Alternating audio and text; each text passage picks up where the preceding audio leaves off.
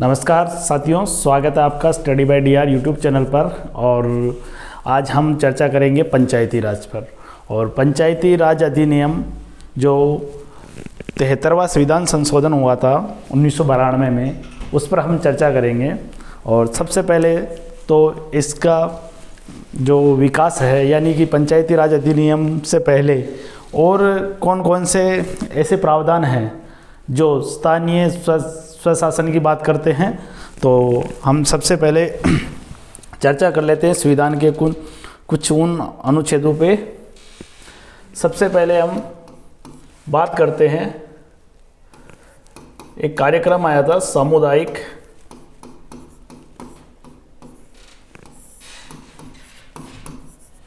विकास कार्यक्रम।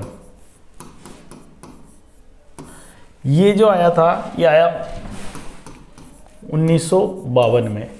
इस कार्यक्रम की जो मुख्य बात थी, ये थी कि ग्रामीण क्षेत्रों में किस प्रकार से एक नए शासन की नींव डाली जाए और किस प्रकार से ग्रामीण क्षेत्रों को जो शासन है और जन भागीदारी है, लोकतंत्र में उनकी भागीदारी को किस प्रकार से बढ़ाया जाए। तो इस कार्यक्रम को सुचारू रूप से चलाने के लिए एक समिति का गठन किया गया था।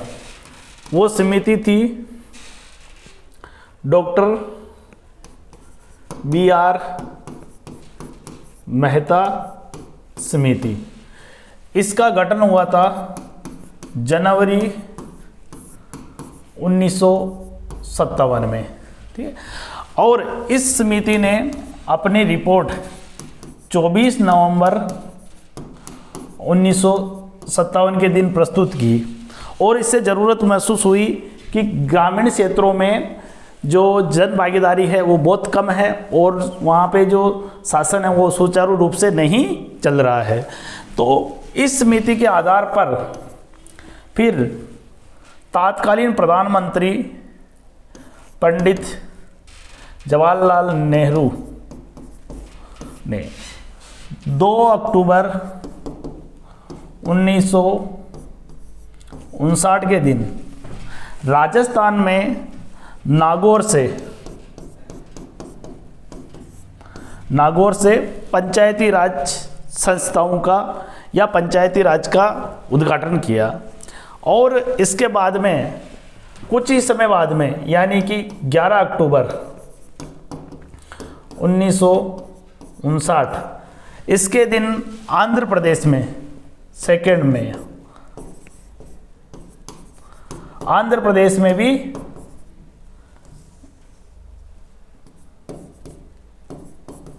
पंचायती राज लागू हो गया। इस प्रकार धीरे धीरे पंचायती राज का जो सुधार होता गया और पंचायती राज अधिनियम को संवैधानिक दर्जा देने के लिए नई नई समितियां बनाई गई। समय समय पर बहुत सारी समितियां आई, उन्होंने कई प्रकार के सुझाव दिए। जो ये बलवंत राय मेहता समिति है, इसने त्रिस्तरीय पंचायती राज की सिफारिश की। त्रिस्तरीय पंचायती राज में क्या, ग्राम स्तर पर, फिर इसके बाद में ब्लॉक स्तर पर और जिला स्तर पर, इसको कहते हैं त्रिस्तरीय पंचायती राज। तो त्रिस्तरीय व्यवस्थाओं की इसने सुझाव दिया और बताया कि भाई जो ग्रामीण स्वशासन है वो त्रिस्तरीय होना चाहिए। 3 स्तर कौन कौन से, ग्राम, ब्लॉक और जिला स्तर पर। और इसमें जो चुनाव है वो प्रत्यक्ष रूप से होने चाहिए और जन भागीदारी होनी चाहिए। फिर इसके बाद में जो बहुत सारी समितियाँ आई है, उन समितियों की हम एक बार चर्चा कर लेते हैं। लेकिन उससे पहले संविधान का अनुच्छेद 40 जो कि पंचायत गठन का प्रावधान बताता है और ये कहता है कि ग्राम पंचायतों का गठन होना चाहिए। ये राज्य के नीति निर्देशक तत्वों में शामिल है। अब देखिए, अब हम आगे जो पंचायती राज अधिनियम 1992 यानी कि जो 73वां संविधान संशोधन हुआ था और इसमें भाग 9 जोड़ा गया था। क्या जोड़ा गया था? संविधान के अंतर्गत भाग 9। और इसी में बहुत सारी समितियाँ आई, उसमें से पहली है बलवंत राय मेहता समिति 1957 में, जिसने नवंबर 1957 में अपनी रिपोर्ट प्रस्तुत की और त्रिस्तरीय पंचायती राज व्यवस्था का सुझाव दिया। फिर इसके बाद में आई है सादिक अली समिति 1964 में, यह भी पंचायती राज सुधार के लिए आई थी। फिर आती है अशोक मेहता समिति। अशोक मेहता समिति द्विस्तरीय है, इसने कहा कि ग्राम और सीधा जिला दो, इसने द्विस्तरीय पंचायती राज का सुझाव दिया। फिर आई है GVK राव समिति 1985 के अंतर्गत। एक आई थी गिरधारी लाल व्यास समिति 1973 में, इन्होंने भी पंचायती राज, ये सारी जो समितियां हैं पंचायती राज व्यवस्था से संबंधित है। कई बार इनका प्रश्न इस प्रकार से पूछा जाता है कि निम्न समितियों को कालानुक्रम कीजिए, यानी कि इनको समय के अनुसार जमाइए। तो इस प्रकार से आप इनको याद रख सकते हो। फिर इसके बाद में आई GVK राव यानी 1985 में, और इसके एक साल बाद में ही 1986 में LM सिंघवी समिति आई थी, LM सिंघवी समिति। फिर आई थी थुंगन समिति 1988 में और गाडगिल समिति 1988 में। इस प्रकार से और बहुत सारी समितियां हैं, जैसे कि बुरिया समिति, और भी समितियां हैं जिन्होंने पंचायती राज व्यवस्थाओं का सुझाव दिया। तो ये तो हो गई समितियों की बात, जो कि पंचायती राज से संबंधित समितियां हैं। अब हम चर्चा करते हैं आगे कि राजस्थान में पंचायती राज अधिनियम कब लागू हुआ। देखिए, पूरे देश के अंतर्गत पंचायती राज अधिनियम 24 अप्रैल 1993 से लागू हो गया, और इसलिए हर 24 अप्रैल को पंचायती राज दिवस मनाया जाता है। लेकिन राजस्थान के अंतर्गत राजस्थान पंचायती राज अधिनियम बना 1994 में, और इसको लागू किया गया 23 अप्रैल 1994 के दिन से।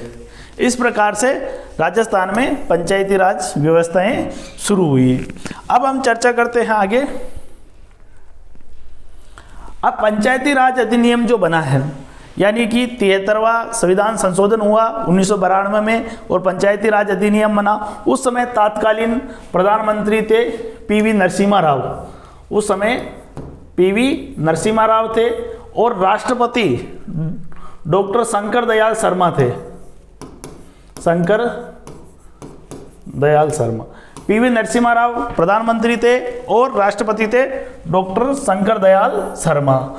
तो ये भी पूछा जा सकता है कि पंचायती राज अधिनियम आएगी, या हम ये कह सकते हैं 73वां संविधान संशोधन हुआ तब तत्कालीन प्रधानमंत्री कौन थे, तो PV नरसिम्हा राव, और राष्ट्रपति कौन थे, तो शंकर दयाल शर्मा। अब देखिए, अब हम बात करते हैं पंचायती राज अधिनियम को किस अनुच्छेद में, यानी कि भाग 9 में रखा गया। किस में रखा गया, भाग 9 में, और कौन से अनुच्छेद 243 ये पंचायती राज से संबंधित है। अब इसके और भी जो कई उप अनुच्छेद है, यानी छोटे छोटे और अनुच्छेद है, जैसे कि अनुच्छेद ABCD 243A 243B 243C, इस प्रकार से उन सभी अनुच्छेदों पर एक बार हम चर्चा कर लेते हैं। उनसे भी कई बार प्रश्न पूछे जाते हैं।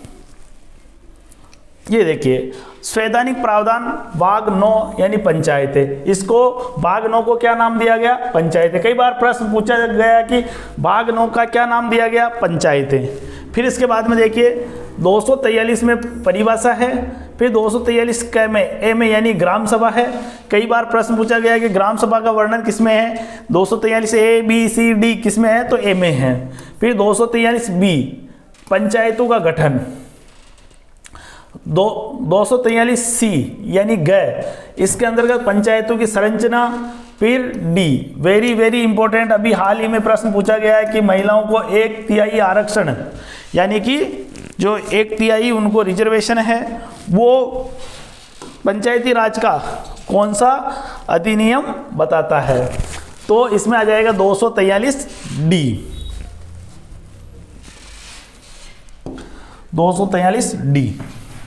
फिर इसके बाद में देखिए जो 243E है वो पंचायतों की अवधि, यानी कि अगर कार्यकाल की बात करें तो पंचायतों का कार्यकाल लगभग 5 वर्ष होता है, और लगभग क्या 5 वर्ष ही होता है।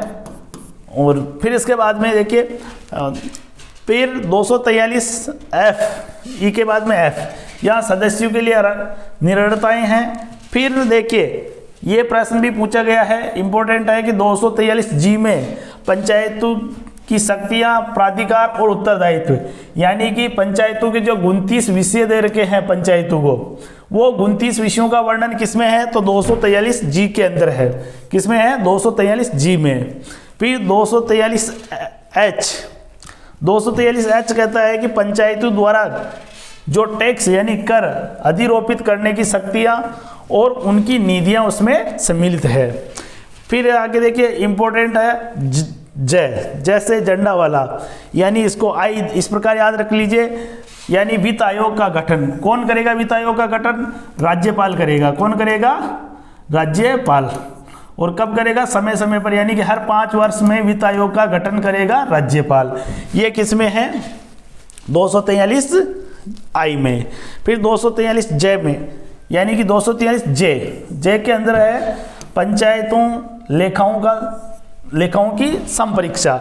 ये प्रश्न पूछा गया है, 1-2 बार आ गया है, आरपीएससी में पूछा गया था कि पंचायतों के लेखाओं की संपरीक्षा किस अनुच्छेद में, तो 243 जे में। फिर इसके बाद में देखिए 243 के यानी ट, इसके अंतर्गत है निर्वाचन, यानी कि जो पंचायतों के लिए निर्वाचन कौन करवाएगा और उनका चुनाव किस प्रकार होगा, निर्वाचन का बारे में बताया गया।